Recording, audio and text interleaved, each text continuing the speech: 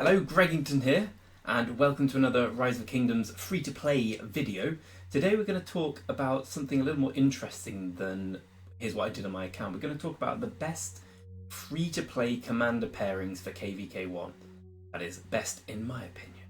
So if anyone disagrees with these, you're probably wrong. No, I'm joking. Of course, there's millions of commander pairings you can do. Well, there aren't millions. There's probably about, I don't know, some number of factorial. There's a lot of pairings you can do, but these are the 5 I felt through my experience and through watching other KVKs and seeing how people are doing with them are the best for KVK1. So we're doing free to play. What does that mean? We have a few rules. Number 1, no Mina. Minamoto is not a free to play commander. This is not a free to play account we're looking at the moment, so you can see Minamoto's maxed. Minamoto, you must spend money to get it, so by definition, no Minamoto. Secondly, no Richard I. See again a Richard I here, but this is not the account that we're talking about. Richard I is a good KVK1 commander, in fact a very good KVK1 commander, but if you are free to pay, I would strongly recommend you save the amount of heads and gems you'd invest in Richard and put them elsewhere instead. That is not to say Richard is bad. Richard is very, very good in KVK1, and he can even be part of a march in Season of Conquest with his relic, but he's not a good commander there at all. So my advice is to avoid Richard. Third bit of rules, free to play. So what are we going to do for that? We're going to have maximum 1 legendary commander per pairing.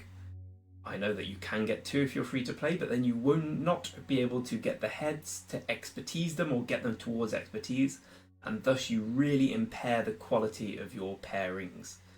So I'm going to suggest that anyone doing free to play only looks at 1 legendary commander per pair. Easy to maximize an epic commander, it is not easy to maximize a legendary commander. Honourable mentions even.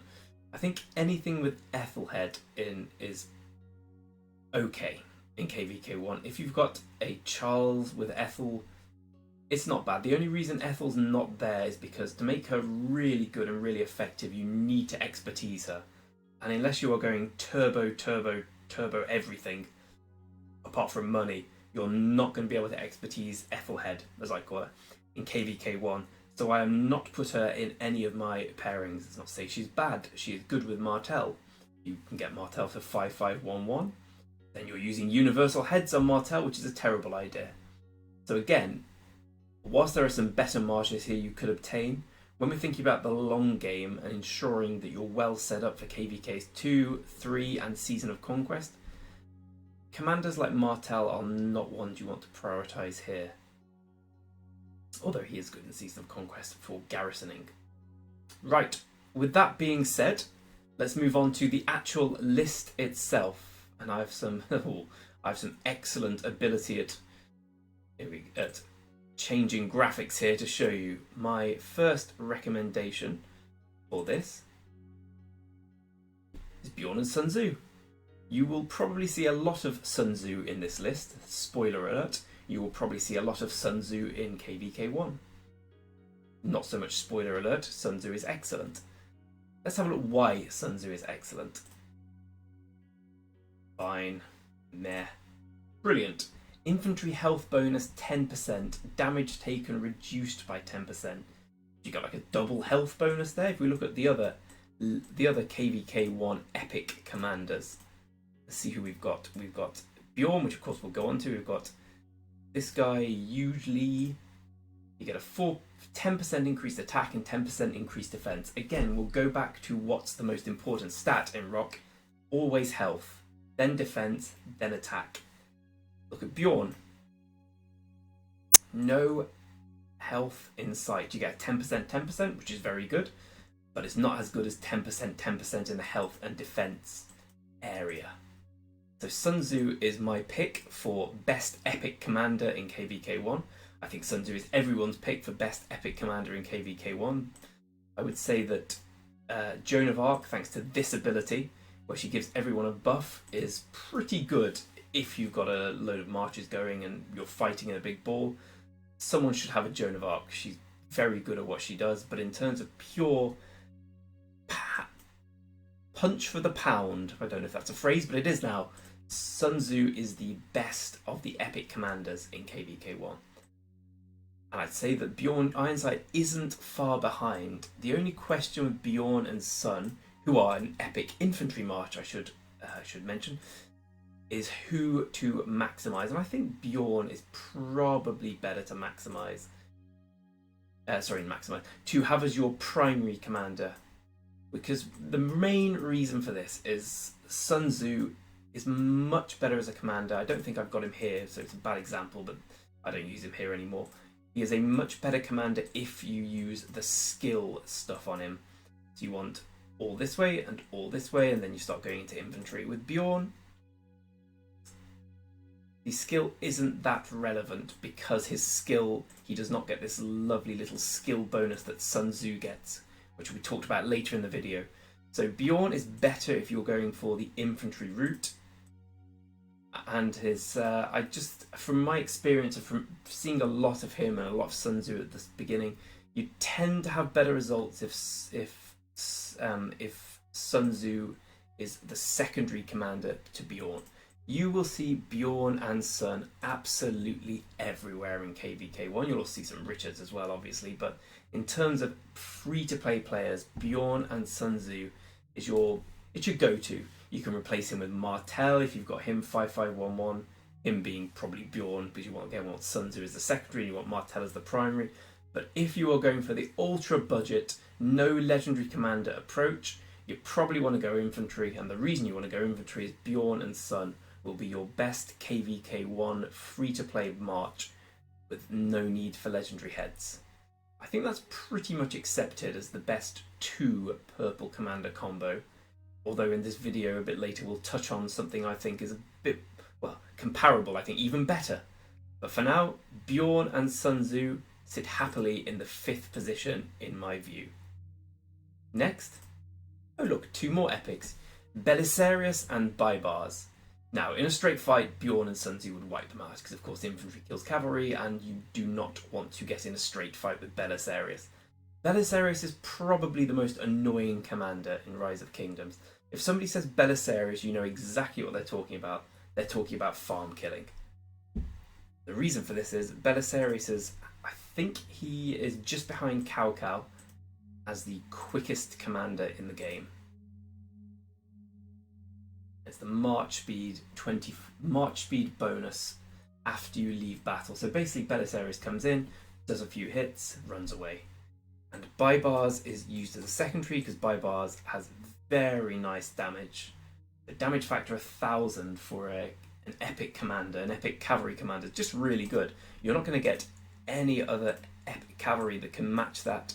The ones you could look at is Pelagius as sort of a more tanky option, but that goes away from what you're trying to do here because Belisarius and Baibars are trying to farm kill. You want to go around through the enemy safe zones, you want to find some farmers, and you want to kill them. And when people come chase after you, don't worry, you've got Belisarius. Presumably Belisarius will be talented up with mobility. I've got a bit of peacekeeping here because I use him as one of my peacekeeping marches on this account. But for pure combat build, you want all the mobility done. You want all the way up to here for the extra march speed. And I think Belisarius, what ability does he get here? I'm not sure how to find it actually. I can't remember. But anyway, in terms of his bone here, this one, right? If I was clever, I'd edit this out. Anyway, his movement speed bonus is next level. Only commander faster than him, and a commander you could look at including on this free-to-play list is Cao Cao, or Cao Cao, apologies for my poor Chinese pronunciation, in which case you probably should run Cao Cao Belisarius, or Cao Cao Baibars. Both are pretty good. He is even better, but of course he's a legendary. He's another one I wouldn't really recommend I wouldn't recommend doing anything to him in KVK1. He falls off a lot towards the end of the game. His museum relic bonus is not that good. It gives him a bit of extra damage, but at that point everyone's got Nevsky anyway, and Cao Cao is completely irrelevant. So I would stay away from putting your legendary heads into Cao Cao. Although he's better than Belisarius, Belisarius is a lot easier to get. And after KVK1, you can just do the triple line formation. I don't know why I haven't here, but I don't really pay much attention to these guys on this account. Triple line, make him even quicker. Bam, bam, bam, hit farms, run away. Thank you, ma'am. So Chow Chow is an alternative, but the one I would recommend is Belisarius and Baibars. The only reason they're above Bjorn and Sun Tzu in my mind, not because they'd win a fight, but because they are everywhere. And they are everywhere because they get you free, easy kill points. They're not glamorous kill points, you're not battling anyone, you're not getting heroic trades and doing well for your kingdom. Instead, you're just going around killing farmers, which is quite a valuable thing, especially in KVK1 where resources are at a premium for everyone, and it's very annoying to get a 4 million siege bill coming out of nowhere because Belisarius got you. As long as you know how to go between nodes, how to pick off farmers, Belisarius and Baibars will be your best KVK1 farm killing duo. Bam. So, we can all see my favourite guy right at the front. Good old Thutmose and Imhotep. You can here just use Thutmose and Herman. Herman's not a bad secondary, you can use Thutmose and Kusunogi. I prefer Imhotep because as a secondary I think he's got really strong abilities. His debuff is excellent. You get 15% attack and defense, which doesn't help him too much when he's a primary, but as a secondary has a nice little boost to it. And you've got a better debuff thing here, and I think that just improves it, yeah. So Imhotep is a secondary commander, something I'd really strongly recommend. And Thutmose is a guy I'm in love with. Absolutely in love with. Not on this account, admittedly, where he's level 7. But let's have a look at Thutmose's ability. 1,000 damage factors is pretty good. It's not terrible for an archer at all. I think it's better than all the epics. But the one thing he's got that's unbelievably relevant in KVK1 is the healing effect reduction. Now with Pyrrhus everywhere, which he is, as I've been watching some KVK1s, and Pyrrhus has, I wouldn't say replaced Richard, but he's almost as widely used as Richard. So let's just assume Pyrrhus is going to be everywhere. But you've still got a load of Richards. And Richard's, the best thing about Richard in KVK1 is he has this wonderful healing ability. Okay, at the end of battle, it looks like you've taken, like your hospitals are full, everything looks terrible. But throughout battle, you're just healing, and you win so many fights just through pure force of healing. And when Richard's got a YSG behind him, that's really dangerous because he can keep spamming the AoE, so damaging, nuking everyone. With Thutmose there, you get this lovely ability to destroy the heal, and Thutmose beats Richard quite handily in a 1v1. Second reason I put Thutmose so high, well, firstly let's go through his other attacks. His Archer March speed bonus is really good because Archers are very slow as a rule, and this actually lets them catch up to the infantry they're chasing down. You still want to avoid the cavalry, obviously, and then you've got more defense bonuses and more abilities which prevent you from dying instantly. As I was saying, the second reason I love Thutmose Imhotep in KVK1 is everyone and their son is running infantry. You've got Richard, who's always been the most popular one. You've now got Pyrrhus, who is perhaps the second the most, only to Richard. You've got Bjorn and Sun Tzu, you've got Sun Tzu YSG, you've got Sun Tzu Ethelhead, you've got Martel Sun Tzu. Most people, I'd say 80-85% of people are maining infantry. You've got very few people doing cavalry because to have a good cavalry march, even though we've got Belisarius Baibars on this list, we are using them as farm killers. To have a good cavalry march that actually makes sense and actually gets some top kills in KVK1, you need Minamoto. Not many people have a max Minamoto, and the ones that do tend to have spent a lot of money on the game and have other great commanders maxed as well. If you see Minamoto, just run with Thutmose. You get a nice march speed bonus. You cannot beat cavalry with these guys. They are excellent infantry shredders, and they are pretty bad against cavalry. But don't worry, it's not endgame. It's KVK1. Everyone's got infantry. I would not sleep on Thutmose Imhotep. I think they're a very strong pairing. I wanted to put them higher up in the list, and even though it's my list, I could have done that.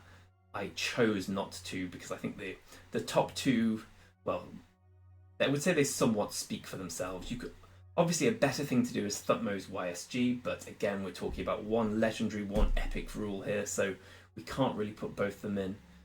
But Thutmose Imhotep, do not sleep on this duo. In second place we have a new entrant into Rock in general actually, and of course KVK1. We have the wonderful Pyrrhus, backed up by Sun Tzu again. Now, Pyrrhus is an excellent commander, there's no getting around it. Let's look at his abilities. So his direct damage factor is 1400. For comparison, let's go to Richard. Excuse me. Richard's direct damage factor, who is the de facto best infantry commander in KVK1, is 0. Martel, probably the second best, is 0. You get a good shield, but you don't get any damage. So you've got to look at Bjorn, which does 700, which is okay, but it's half of 1400. And of course you've got the big old Sun Tzu, not bad at all, but I believe that is only 800. And an extra 200 next turn, which is good, yeah, especially good for an epic. But for an infantry commander in KVK1 to come out of nowhere and do 1400 damage factor opens up a whole host of things. Opens up the chance of rallying things with infantry instead of just rallying with Minamoto and hoping for the best. It opens up the ability of doing nuking damage on the field, and bearing in mind everyone's set up for infantry already. Everyone probably has a Sun Tzu handy. Pyrrhus is just fantastic. His other abilities are also great. Increased health and march speed, increased attack while on the map. Outside of enemy, outside of enemy territory, you deal more damage. Takes less skill damage. If your shield's active, you do more damage. You can reduce the opponent's attack. Fantastic, right? And you've also got this beautiful defense ability here, so you make it even tankier. I genuinely think Pyrrhus is probably better pound for pound than Richard. I mean, the great thing about Richard is this special ability at the end, when the target march speed is reduced by 50% for 5 seconds. Later in the game, that becomes really relevant. But for KVK1, even though Richard will last longer because of his healing thing, I mean, Pyrrhus just does tons and tons of damage. I think the best KVK1 commander pair, if you're not worried about money, not worried about being free to play, is just Pyrrhus YSG, and I don't think it's particularly close at all. They're just fantastic. They have a huge damage factor. They're relatively tanky. They're tankier than... Well, they're not as tanky as Richard YSG or Martel YSG, but excuse me, they do a lot more damage in the time they're alive, and they're tanky enough. Pyrrhus is a house. Like, look at Pyrrhus and then compare him to our boy Alexander, who is the best KVK2 commander probably. Alexander has the shield. Alexander has a 1700 damage factor. Only 3300 better. It's got the healing effect. And you've got excellent attack and march speed bonus, and you've got decent defense and attack bonus when not shielded or shielded.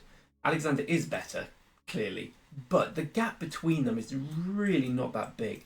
And considering Pyrrhus is a gold key commander, and he's new, so Rock will be pushing him, so people will be wanting to try him out. There's no reason not to try him out.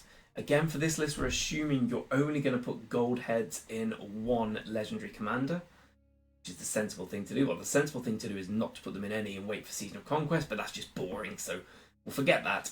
If you're putting gold heads into anyone you fancy playing infantry, Pyrrhus has to be your go-to guy. He's just fantastic. He's very close to the top. In fact, it's touch and go between him and the pair I put at the top. You can probably work out who the pair I put at the top are based on who's not been involved in the list so far. No prizes for guessing who.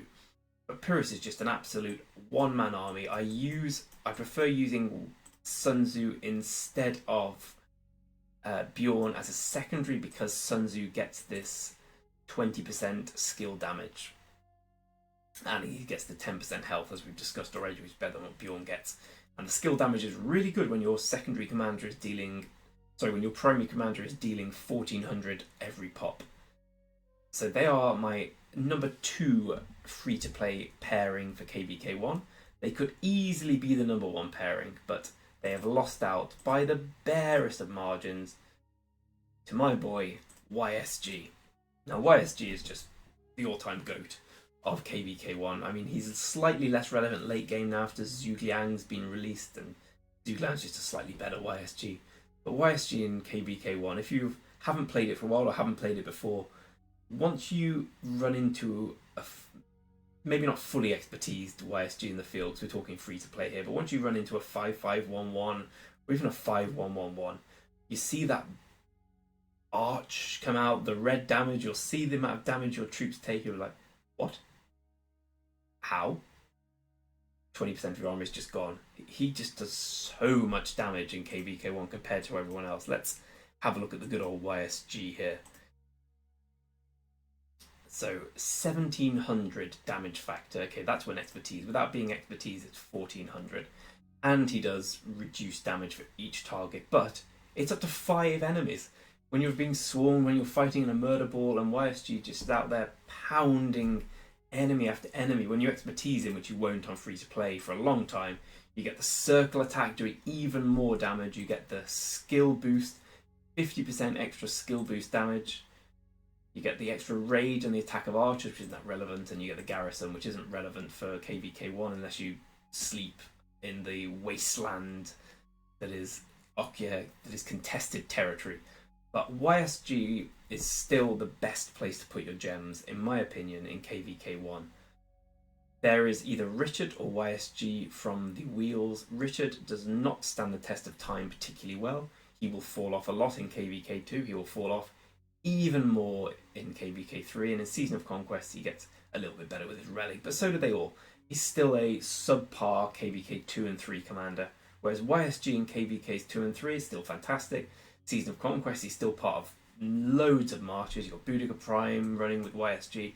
I would always tell everyone to invest in YSG. Don't worry about the fact that Zhugliang is now better. For the part in the game where you get YSG, I think it's like 100 days in, he just eclipses everyone else. The only commander that comes close, I think, is Pyrrhus, and he's not close. YSG is just much better. So why isn't YSG with an archer? Well, he could be with Kusunogi. Kusunogi is a strong archer commander if I can find him somewhere. He gets the 10% attack, 10% defense, but he doesn't have any skill stuff here. You're really not doing that much excess damage with Kusunogi. And YSG is all about the damage. He's not going to live long, but whilst he's alive, he kills. You can't have him as a primary because he's too weak. I recommend, if you're doing free to play, you run in with Sun Tzu. And Sun Tzu should be the first epic commander you get to level 60, and the first one you get to max.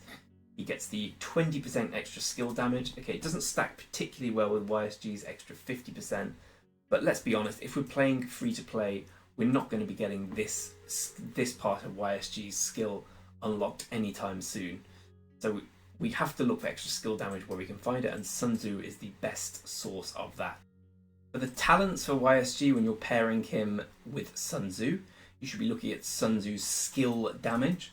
Again, infantry, because you'll be running full infantry troops with YSG as backup, so infantry may seem more sensible, you get a bit more tankiness, more speed, etc, but again, YSG is just there to shred and nuke everyone. You want to get skill damage up. The reason we are recommending, the reason I recommend Sun Tzu as the primary to YSG is he just does more damage than all the other epics. But I mean, Baibars is fine, you get a bit more damage with that, a bit more shredding, but I would say Sun Tzu is the man you want to use as the primary to YSG. In better marches, of course, would be Pyrrhus or Richard with YSG as a secondary. Again, Pyrrhus YSG will be the best KVK1 march, make no mistake about that.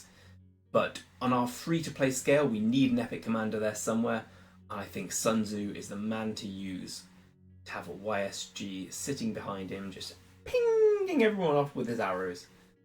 Excellent commander pairing. Well, these are my top 5. Again, we've got no Ethels, we've got no Martells. I'm sure there's a lot of debate to be had. I'm sure everyone will disagree with me and tell me I'm a moron in the comments. That's fine. The voices in my head tell me that most days anyway. But that's fine. Please let me know what you think of this list. I'm really curious to know. Thanks to Topaz, with whom I concocted this list over a very solid half an hour's work, and it changed many times. I think this is a good list. Is it the best free-to-play list? I suppose it depends how you define free-to-play. Richard would be an excellent commander in all of these pairings, pretty much. But I don't think he's a very good free-to-play investment. I've not put him there. Ethel, you're probably going to get a 5511 by KVK1. I don't think that's good enough to challenge these guys. The only one that's a bit dubious in my mind is number 4, Belisarius and Baibars, but that's just there for the beauty of farm killing. Maybe not my bag, but from my experience of healing siege units, I know it's other people's bags. Anyway, thanks very much for watching this rundown of what I think are the best top 5 KVK1 commander pairings for free-to-play players. Let me know your thoughts in the comments. If you've got any feedback, as you've seen, I try to reply to all comments and I'm grateful for any interaction. It quiets the voices in my head. Until next time, thanks very much for watching. Please do like and subscribe if you are interested in Rise of Kingdoms content from a affable Brit. Until next time, I'll bid you the greatest of goodbyes. Adieu.